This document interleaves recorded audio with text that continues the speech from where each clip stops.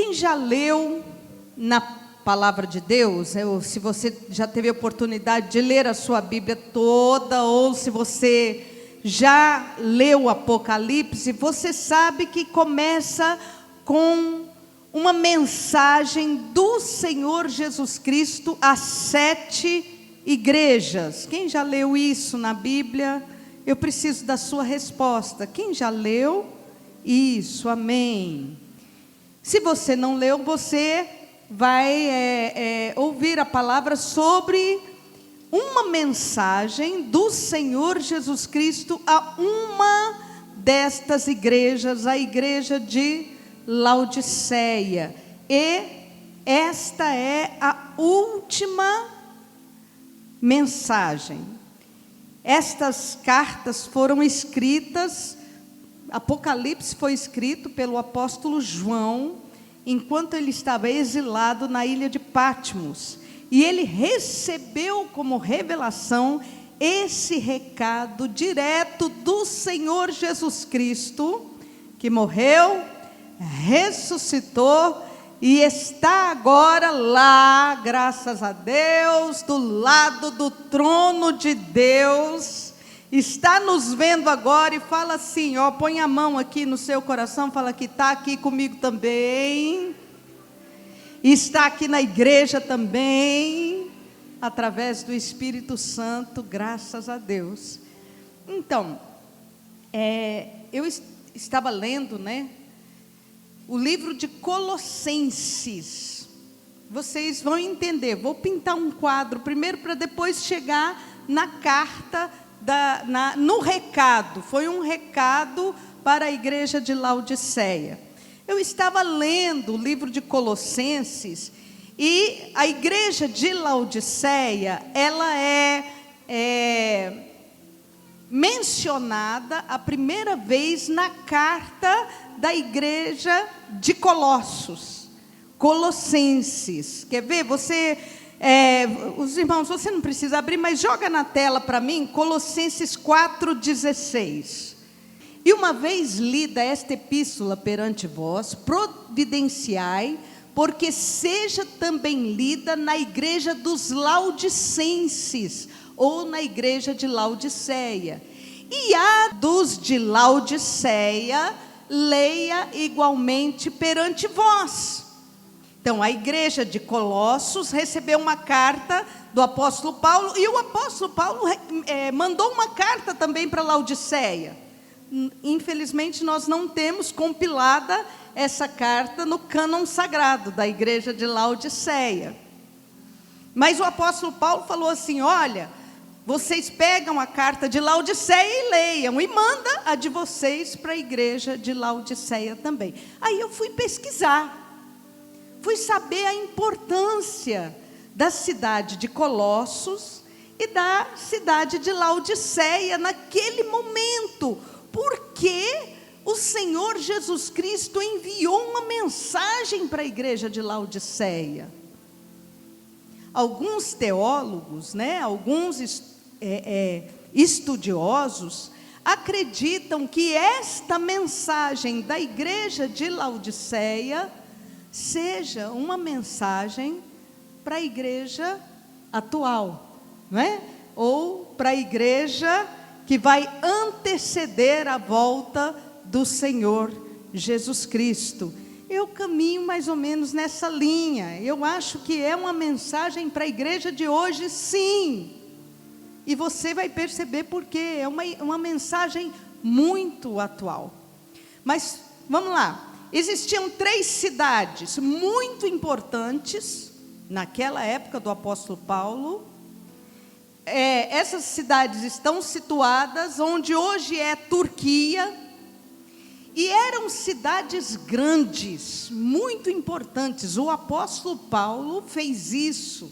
Ele levou o evangelho naquele momento e espalhou aonde ele pôde, e ele esteve em cidades importantes, implantando igrejas em cidades importantes. Então, Colossos, Laodiceia e a outra cidade chamava Hierápolis. Hierápolis não tem uma igreja, pelo menos não é mencionada no Novo Testamento.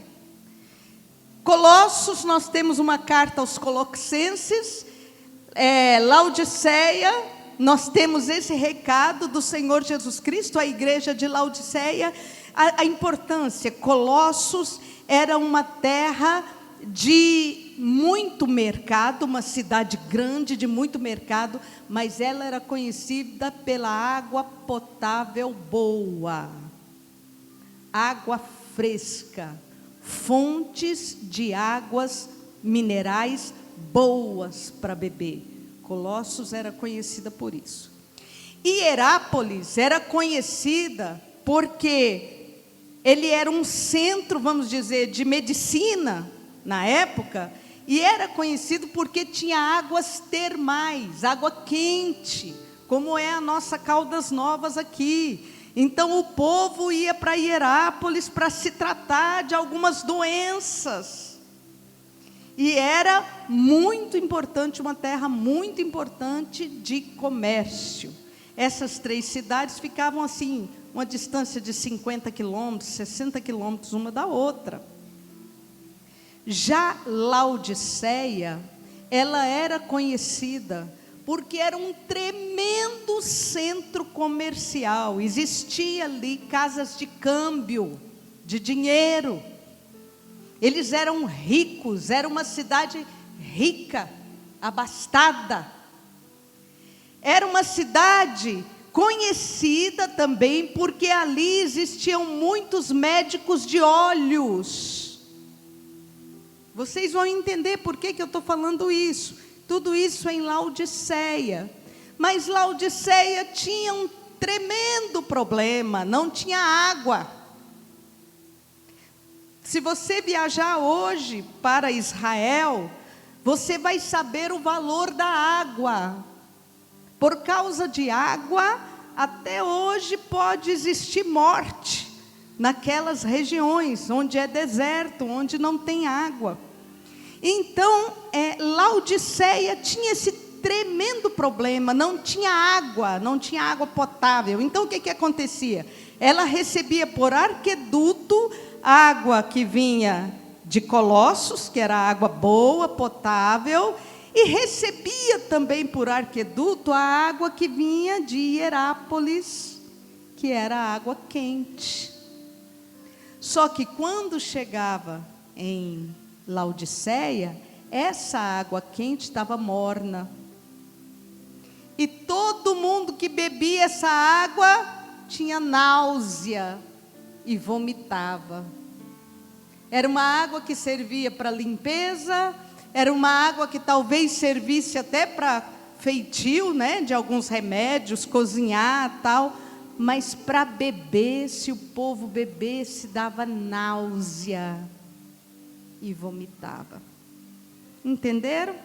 Então agora eu vou pegar a carta e aí nós vamos entender as coisas que o Senhor Jesus Cristo fala à igreja. Fala hoje para mim, fala hoje para você. E vamos aprender juntos aqui. Olha só. Ao anjo, Apocalipse 3,14. Ao anjo da igreja em Laodiceia escreve: estas coisas diz o Amém, a testemunha fiel e verdadeira, o princípio da criação de Deus. Quem pode levantar sua mão e falar assim: eu louvo ao Senhor Jesus Cristo, porque Ele é o que era e o que há de vir. O princípio da criação de Deus, sim. Porque no início era o Verbo, e o Verbo estava com Deus, e o Verbo era Deus, e o Verbo habitou entre nós, cheio de graça e de verdade. Obrigado, Senhor Jesus Cristo. Estas coisas diz o Amém, testemunha fiel e verdadeira, o princípio de todas as coisas. Versículo 15: conheço as tuas obras, que nem és frio nem quente, quem dera fosses frio ou quente, assim porque és morno, nem és frio e nem quente, estou a ponto de vomitar-te da minha boca. Para aí um minutinho. A primeira coisa que eu quero falar com você: Jesus conhece você muito bem. Jesus conhece a sua vida muito bem. Bispa, por que você está falando isso? Eu te contei o contexto da cidade de Laodiceia. Jesus usou os elementos que eles conheciam muito bem para falar ao coração deles. O que isso tem a ver com você? Tem pessoas, e eu conheço pessoas porque chegam para mim e falam. Chegam aqui e pedem oração, vão lá no escritório e falam: bispa, Deus não fala comigo. Bispa, eu quero ouvir a voz de Deus e não consigo ouvir a voz de Deus. Bispa, uma vez uma pessoa virou para mim e falou assim: sabe aquela mulher que chegou para Jesus e falou assim: eu preciso só de uma migalha, os cachorrinhos comem das migalhas. Se Deus me desse uma migalha, eu estaria satisfeito. Você sabe de uma coisa? Deus está falando a todo momento para você, e você está de ouvidos tampados. Deus usa coisas do seu cotidiano para falar com você. Deus usa pedra e peixe. Deus usa situações que você conhece. A todo instante Ele está falando. Ele conhece você muito bem. Muito bem. E Ele está falando para você. Agora, o que nós precisamos fazer é: Senhor, por favor, limpa os meus ouvidos, porque eu quero ouvir a tua voz. Eu preciso ouvir a tua voz. Conheço as tuas obras muito bem. Fala isso para o irmão que está do seu lado aí. Deus conhece você muito bem. Interessante que ele falou de obras, né? Conheço as tuas obras. Conheço aquilo que você faz. Obras fala de evangelho. Você sabe qual é o nosso primeiro chamado? O nosso primeiro chamado não é para fazer. O nosso primeiro chamado é para ser. Ser luz e ser sal. Esse é o seu primeiro chamado. Luz muda ambiente. Luz muda ambiente. Fala para a pessoa que está do seu lado: você foi chamado para mudar ambiente. Eu tenho um hábito. Quando eu chego em qualquer lugar, a primeira coisa que eu faço é: a paz do Senhor muda esse ambiente aqui, em nome de Jesus. Porque se tem ali espíritos malignos de confusão, eles têm que sair, porque nós chegamos, chegou luz. Aonde você chega tem que chegar a paz do Senhor. Aonde você chega tem que mudar o ambiente. Se tem ambiente de trevas, ambiente de angústia, ambiente, aonde você chega tem que chegar a luz de Deus. Seu chamado é para ser luz. E o outro chamado que nós temos é: somos sal. A luz muda ambiente, o sal tempera. O sal tempera. O sal preserva. Sabia que na época que não tinha geladeira, era o sal que preservava a carne? É por isso que a gente come bacalhau até hoje, salgado. Para preservar. Sal preserva. Sal tempera. Se você não faz diferença onde você está, eu sinto que essa palavra é para você. Conheço as tuas obras muito bem. Sabe aquele negócio? Ah, não faço isso porque a minha religião não permite. Ah, eu não faço aquilo porque a minha religião não permite. Não é isso não, não tem nada disso. Não existe isso na palavra. Minha religião não permite. Não existe isso. Eu não faço porque eu sou luz. Eu não vou me comunar com as obras infrutíferas das trevas. Eu não faço porque eu sou sal. Deus me chamou para fazer diferença. E Ele está vendo. Conheço as tuas obras muito bem. Que nem és frio e nem quente. Quem dera fosses frio ou quente. Assim, porque és morno, nem és frio e nem quente, estou ao ponto de vomitar-te da minha boca.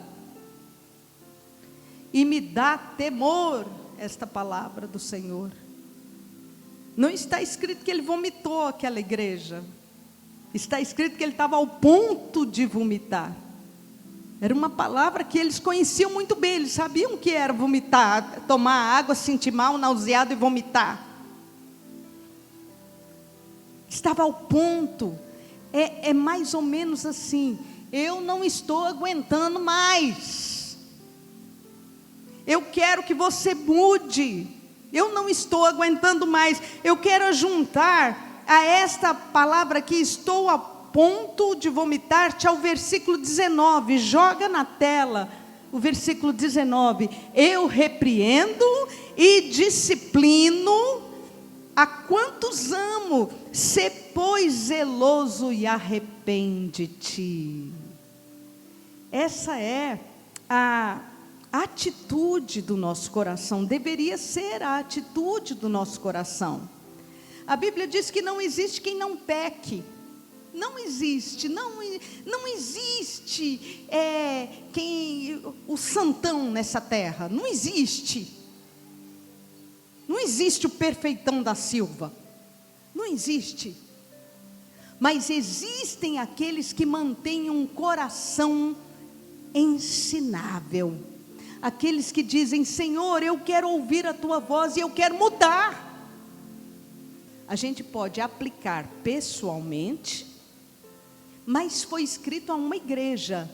Então é aplicado à igreja como corpo, de um modo geral. Por que é que Jesus estava ao ponto de vomitar aquele pessoal? Por que ele não estava aguentando mais? O que estava acontecendo com aquela igreja? E que é passível de acontecer hoje conosco? Vamos ver o que é? Versículo 17. Pois dizes: estou rico e abastado, e não preciso de coisa alguma, e nem sabes que tu és infeliz, sim, miserável, pobre, cego e nu. Pois dizes, sabe o que estava acontecendo com aquele pessoal? O que estava acontecendo com aquele pessoal é que o espírito da cidade tinha, de alguma maneira, entrado naquela igreja, e a atitude daquela igreja era essa: eu sou rico e abastado e não preciso de nada. Deus quer que você possua riqueza. Agora, Deus não quer que a riqueza possua o seu coração. É isso que Deus não quer. Deus não quer que a sua atitude seja uma atitude prepotente, arrogante.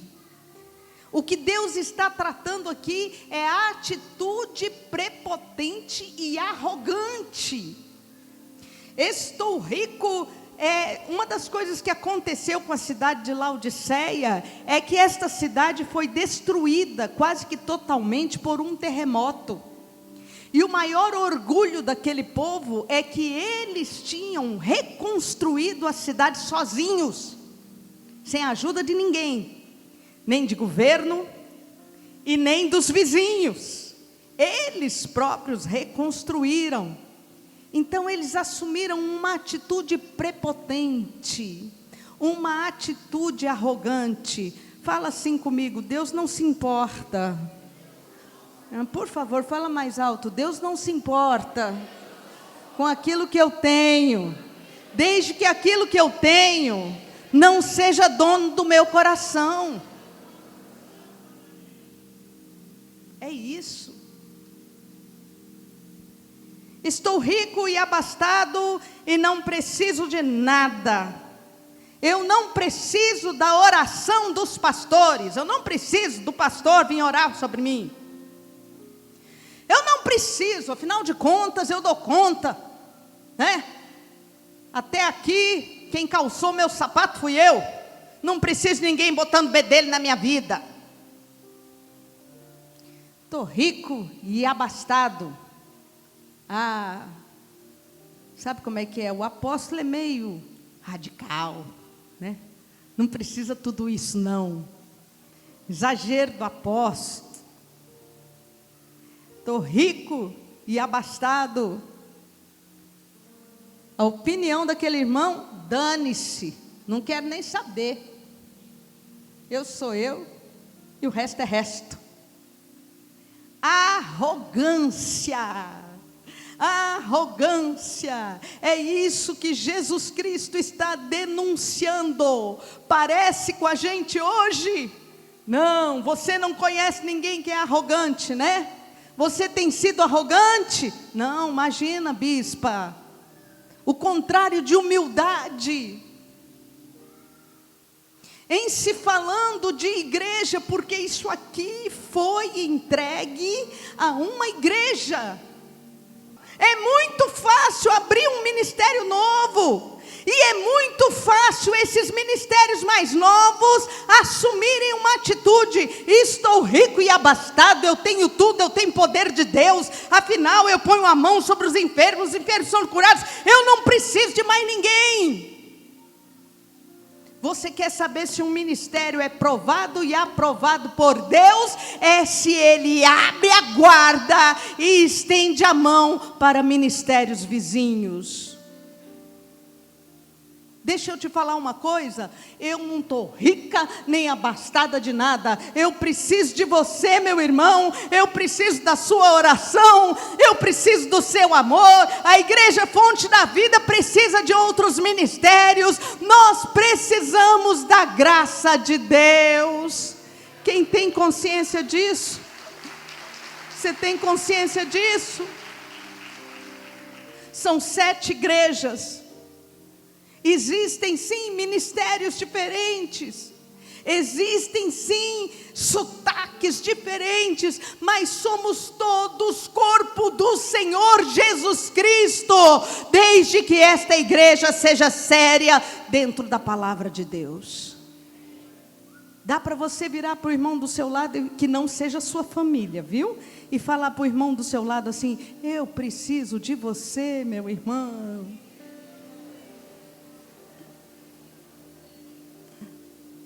A igreja tem vários departamentos, não é? E é natural que um departamento veja as necessidades do seu próprio departamento. Mas isso não quer dizer arrogância.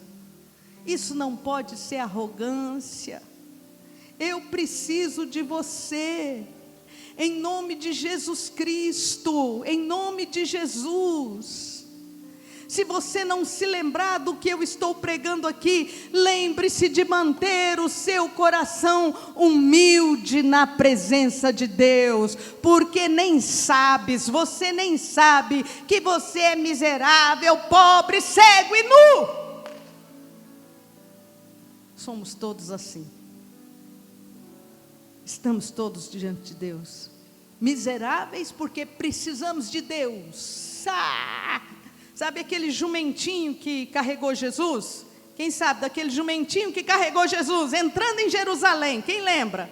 Né? A Bíblia diz que as pessoas iam lá e punham as palhas no chão, e Jesus, o jumentinho, passava, e as pessoas tiravam os seus mantos e jogavam no chão, manto vermelho, para fazer um tapete, e o jumentinho passava, e Jesus estava aqui em cima.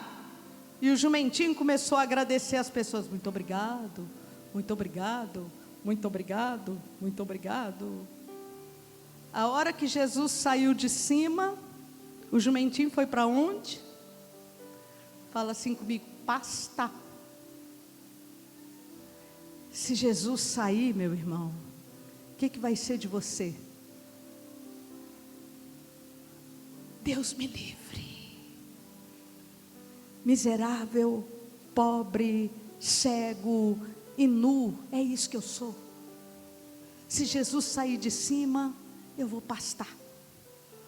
Você vai pastar. Deus nos livre. Amém? Amém? Amém, aleluia. Versículo 18: aconselho-te que de mim compres ouro refinado pelo fogo, para te enriqueceres, vestiduras brancas para te vestires, a fim de que não seja manifesta a vergonha da tua nudez, e colírio para ungires os olhos, a fim de que vejas. Eu estou ao ponto de vomitar-te. Foi uma maneira dura do Espírito Santo, que é todo amor, chamar a nossa atenção. Mas o que Ele de fato está fazendo é derramando o seu amor e dizendo para você: eu aconselho que de mim compres ouro refinado, vestiduras brancas e colírio. E você diz para mim assim: ô bispa, mas não é de graça? Não está escrito que é de graça pela graça? De graça recebestes, de graça dai. Como é que é esse negócio de comprar? Olha aqui para mim, querido. De graça é a tua salvação. Isso é de graça pela graça. Você não consegue fazer por onde. A tua salvação é de graça. Mas o crescer em Deus você tem que comprar. Abre lá a sua Bíblia, por favor, em Isaías 55, de 1 a 3. Isaías 55, de 1 a 3. Ah, todos vós que tendes sede, vinde às águas que convite em salvação. Ah, você que tem sede, pode vir.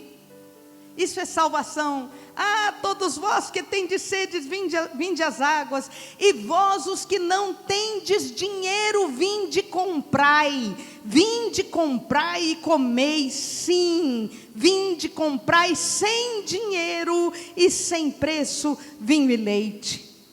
Por que gastais o dinheiro naquilo que não é pão e o vosso suor naquilo que não satisfaz? Ouvi-me atentamente, comei o que é bom e vos deleitareis com finos manjares. Versículo 3: inclinai vossos ouvidos e vinde a mim, e a vossa alma viverá. Porque convosco farei uma aliança perpétua, que consiste nas fiéis misericórdias de Deus. Oh, os que não tendes dinheiro, porque não é dinheiro físico, porque nada do que você faça, vamos dizer assim,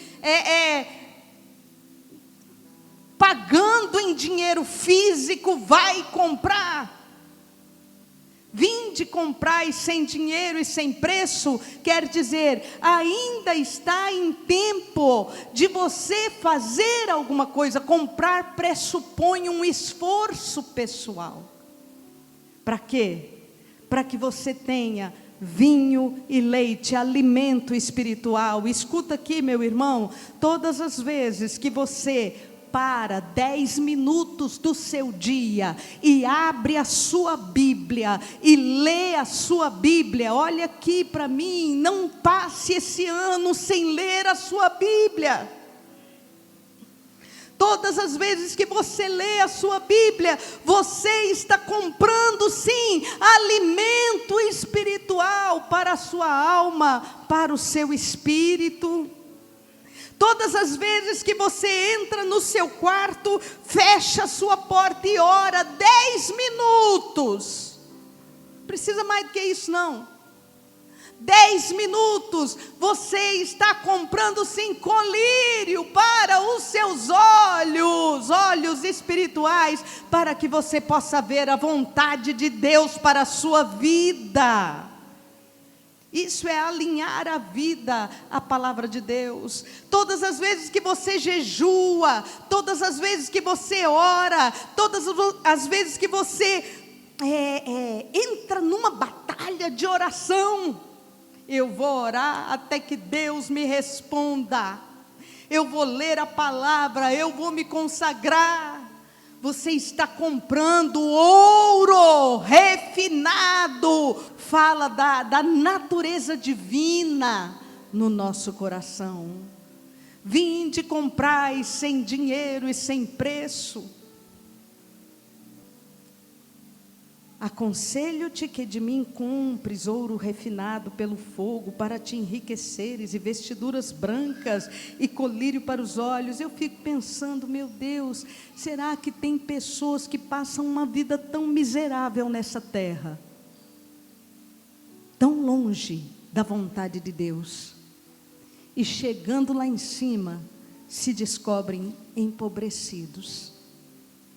Empobrecidos. Está em tempo de comprar. Fala para o irmão que está do seu lado, está em tempo de comprar. Está em tempo de comprar sem dinheiro, sem preço. Está em tempo de comprar vinho, leite para você se alimentar, ouro refinado, vestiduras brancas, óleo para a sua cabeça. Está em tempo de comprar.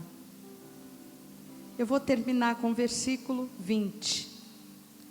Eis que estou à porta e bato. Se alguém ouvir a minha voz e abrir a porta, entrarei em sua casa, cearei com ele e ele comigo. Abrir e fechar a porta é movimento de dentro para fora.